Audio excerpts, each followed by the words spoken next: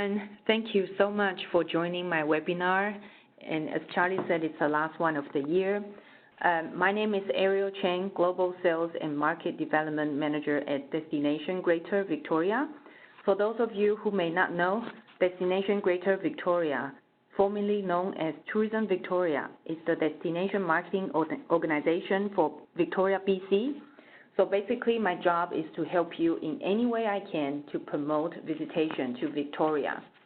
To start, I'll be providing you with an overview of the destination and the iconic, classic things to do, then moving on to surrounding areas and provide you with some helpful resources so your clients and you can stay a little bit longer in Victoria. Victoria is located on the southern tip of Vancouver Island and is the capital of BC. Its gateway cities are Vancouver and Seattle, and the city itself has a population of around 85,000.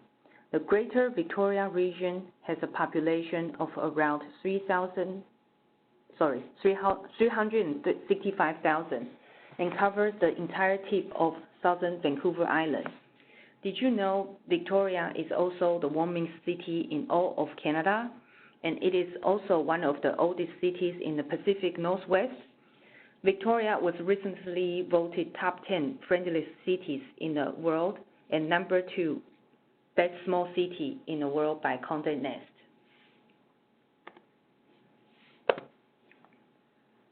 There are several ways to travel to Victoria. Other than BC ferries, we have V2V, which is a luxury catamaran that takes walk-on passengers from downtown Vancouver to downtown Victoria in 3.5 hours from March to end of October. Other faster options are Harbour Air seaplanes and heli-jets. It is 35 minutes one way. This is what V2V looks like. Total 242 seats in 2 different classes. Here, you can see Harbour Air operates year-round scheduled flights between Vancouver Island and the mainland. Coming from Washington State, there is Black Ball Ferry. There's also Camel Air, operating year-round, fly from downtown Victoria to Lake Union in Seattle in 45 minutes. Clipper Vacations is a walk-on passenger service from downtown Seattle to downtown Victoria. Travel time is 2 hours and 45 minutes. Also, many airlines operate out of our YYJ airport.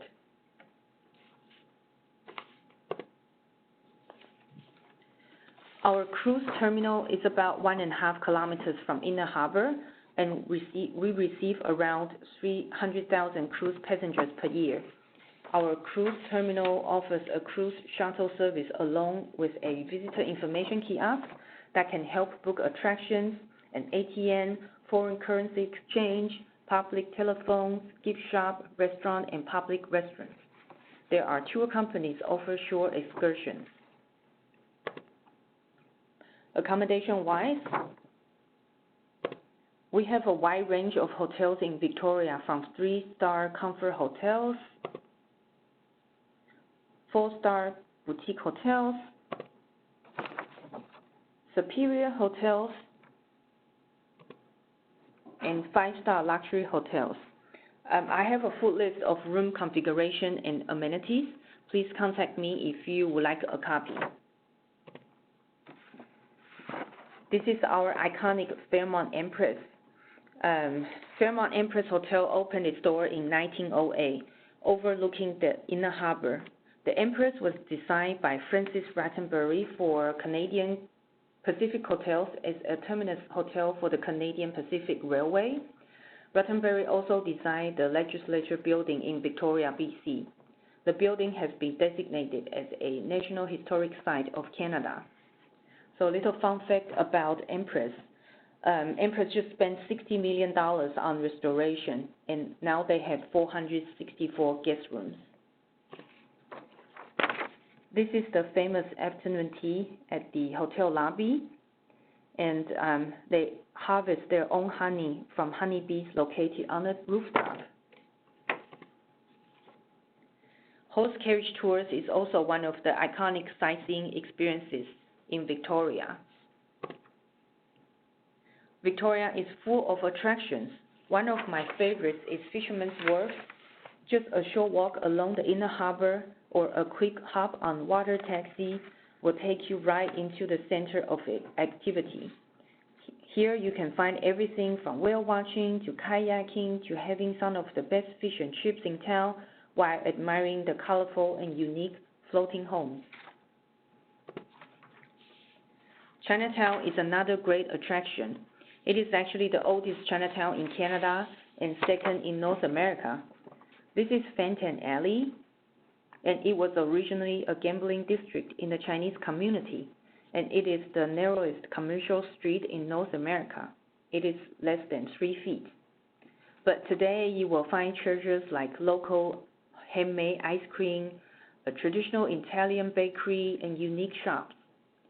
Chinatown Walks provides a very immersive and detailed walking tour of Chinatown that I recommend to all visitors interested in Victoria's history. Royal BC Museum is located on the traditional territory of the Songhees and Esquimalt nations. Among the most historically significant collections of documents in the Royal BC Museum's holdings are the Vancouver Island Treaties, which was also known as the Douglas or Fort Victoria Treaties, signed between 1850 and 1854. These treaties reflect the negotiation of rights to land use between Indigenous peoples and the Hudson Bay Company. You will learn about the stories and histories at the museum. Victoria has a long list of historical buildings, heritage sites, and art galleries. For example, Craigdarry Castle is a legendary Victorian mansion built between 1887 and 1890 on a hill overlooking the city of Victoria. It is built by Robert Dunsmuir. He was a Scottish immigrant who made his fortune from Vancouver Island coal. Now, the castle is a National Historic Site and gives you a glimpse of privileged life in the 1890s. Emily Carr, she was a Canadian artist and writer inspired by the Indigenous peoples of the Pacific Northwest Coast. She is one of the first painters in Canada to adopt a modernist and post-impression painting style, and she is considered a Canadian icon. She is from Victoria, and the yellow building on the right is her family home. Now it's a museum. Victoria is known as a garden city. As early as February, balloons spring up across Victoria while much of Canada is still covered in snow. By March or April, spring blossoms bloom across the city. The most famous garden and #1 attraction in Greater Victoria with over 1 million visitors a year is the Butcher Gardens. This National Historic Site of Canada was originally a cement quarry, but it is now over 100 years old, 55 acres in size, and contains 1 million bedded plants from over 900 varieties. While the flowers sleep, the garden comes to life with a colorful display of lights and Christmas decoration. Every year from December 1st to January 6th, you will see the magic of Christmas at the Butcher Gardens. It is truly an amazing experience.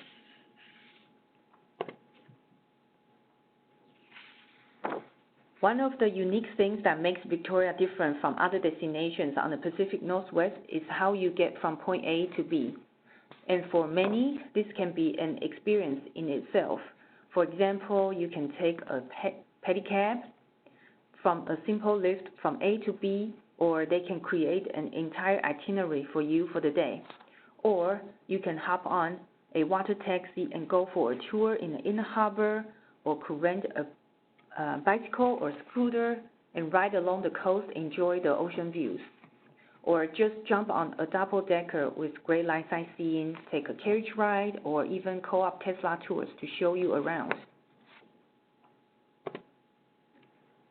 For food lovers, join our local food tours or enjoy our farm-to-table restaurants. Shopping in Victoria is all about cute shops and boutiques. Government Street, Lower Johnson Street, and Chinatown, including Fenton Alley, are among the favorites. Farmers markets are many in Victoria and offer locally made baked goods, jewelry, cards, and can be found all around town in the summer season. Victoria is renowned for its wildlife viewing, especially in the nearby waters. Marine wildlife thrives in the surrounding ecological reserves like Discovery Island, Race Rocks, and Sydney Spit. Orcas, or you can call them killer whales, are most frequently sighted. These are 3 orca pods, totally over 65 whales in Victoria's waters alone. Other marine life includes humpback, minke whales, sea lions, seals, seabirds, and bald eagles. Other outdoor activities are hiking, kayaking, cycling. Moving on to surrounding areas. I will cover a little on Oak Bay, right here, Saanich Peninsula, and Sydney. Oak Bay is a 5-minute drive from Inner Harbour. Locals love Oak Bay for its spectacular beach-lined shores, village centers, boutique shopping, restaurants, and galleries. This is Oak Bay Beach Hotel, and it is a luxury boutique resort overlooks the Juan de Fuca Strait. The view is just breathtaking. This is a nearby beach called Willows Beach, and it's a very popular with the locals. Saanich Peninsula is located north of Victoria. We have Church and Stay Winery, which is only 5 minutes drive from the Butcher Gardens. You can have lunch or do tour and tasting of the local winery. Sea Cider is a cider house. They grow organic apples and offers tour and tasting. Sydney is a seaside town near Victoria Airport and ferry terminal. It has a relaxing atmosphere and is well known for its street markets from June to October. Heading to west of Victoria, we have Goldstream Provincial Park, where you will find gold growth trees to be over 600 years old. Watching salmon spawning starting around mid-October for about 9 weeks. But it really depends on the water. You need to have enough water to see the salmon spawn. Hagley Castle is another national historic site. You may recognize it from several movies such as X-Men and Deadpool 2. Fort Rock Hill and Fiskars Lighthouse was a West Coast military fortress from 1895 to 1956. It is also a National Historic Site. Did you also know Fiskars Lighthouse is the oldest lighthouse on the Canadian West Coast? If you are looking for new information on events and restaurants, please visit our website. We update information on a regular basis. Here is our event calendar and a list of restaurants and cafes.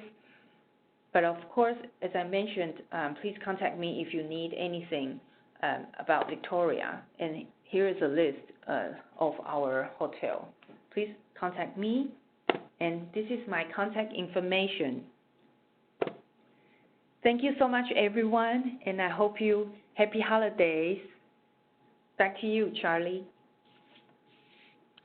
Ariel, thank you so much. Maybe I'm just thinking, could you go back a slide, and if anybody wants to jot down your contact details, yes, sure. Yes. We could just keep that one up, and we can see your face then. Hi. Hi. Always nice to see who's talking to us. Thank you for that wonderful update. It's always great to have that recap of the city attractions, and also to have that great introduction to the Greater Victoria area. And as we mentioned in the invite, just reasons to stay longer, so much to do. It's such a beautiful area, and yeah, and a really lovely place to hang out. Yeah.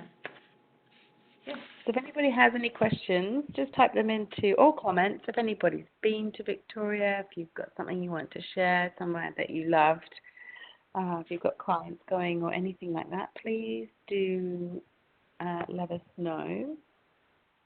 So Ariel, what's your recommended length of stay then? How many nights, I mean, in the summer, or how many nights in the winter or other times of year? How long do you recommend that people stay?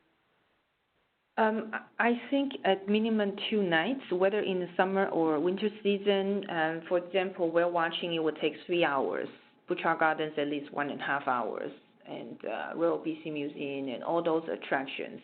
And we don't want to rush the beautiful trip. We want to take it easy and walk around downtown. So I think at least 2 overnights in Victoria. Yeah. If you just want to do downtown area, that's about in the classic, iconic, maybe 2 nights. And if you or your clients, they are interested in hiking, outdoor activities, I have more to offer. Please contact me, and I will share my secrets with you. Yeah, thank you. And it also looks like you've got some really great resources there as well. I'm actually thinking maybe could you just pop back another slide and go back to your travel trade page? That's under events. Yeah, great. What's the URL for the travel trade page?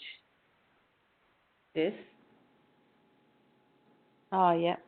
And maybe in your follow-up, if you could include the link to some of those resources, I think that would be really helpful. Yes, of course, I can do that. Yeah, great. Thank you. No questions Thank are coming through, so we'll leave it there. But as I just mentioned, Ariel will be sending some follow-up, which she also does have some videos for you, which they never stream very well in the webinars. So I'm going to share one of Ariel's videos on the CSP Facebook group. So if you want to catch the video, I'll post it up there.